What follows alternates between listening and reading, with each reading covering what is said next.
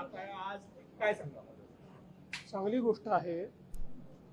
पंतप्रधान हे देशाचे असतात, ते कुठल्या पक्षाचे नसतात. त्यांना भेटायला जाणं यामध्ये काही वावगं आहे असं मला वाटत नाही. मी देखील मुख्यमंत्री आहे. अनेक विरोधी पक्षाचे लोक मला भेटत असतात, त्यांची कामं सांगत असतात. त्यामुळे मला असं वाटतं की कुठल्याही वेगळ्या दृष्टीने याच्याकडे पाहण्याचं कारण नाही आहे. ते त्या ठिकाणी गेले, ती अतिशय किंवा जाणार असतील तर अतिशय चांगली गोष्ट. बिलांना समर्थन देण्याची तयारी आहे का? काही जे संभाजीनगरमध्ये काय सगळे नेते पण आंदोलनाचे नेतृत्व हे संभाजीनगरमध्ये काय 14 तारखेला तिरंगा रॅली संभाजीनगरला आपण होत आहे, आपण स्वतः नेतृत्व करताय. असं आहे की संपूर्ण महाराष्ट्रामध्ये तिरंगा रॅली होत आहेत, देशात तिरंगा रॅली होत आहेत. 15 ऑगस्ट भारतीय स्वातंत्र्य दिन आणि काल झालेलं 9 ऑगस्ट करो या मरो भारत छोडो या सप्ताहामध्ये संपूर्ण देशात आपल्या तिरंगा रॅलीच्या माध्यमातून देशप्रेमाचं वातावरण तयार झालं पाहिजे, या दृष्टीनं या रॅलीज काढलेल्या आहेत.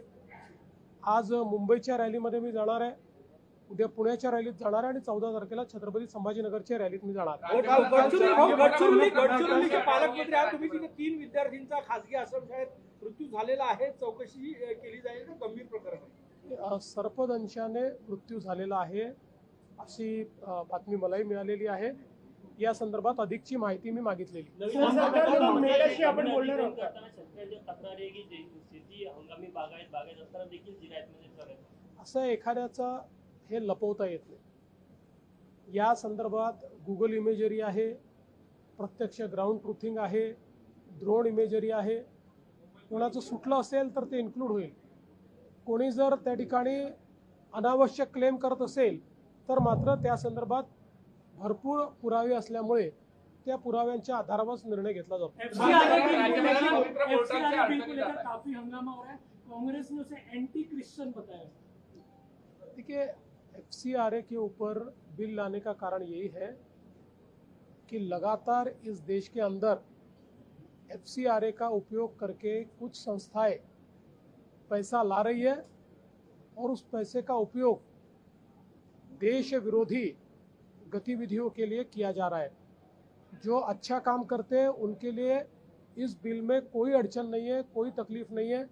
FCRA की प्रोविजन भी रहने वाली है.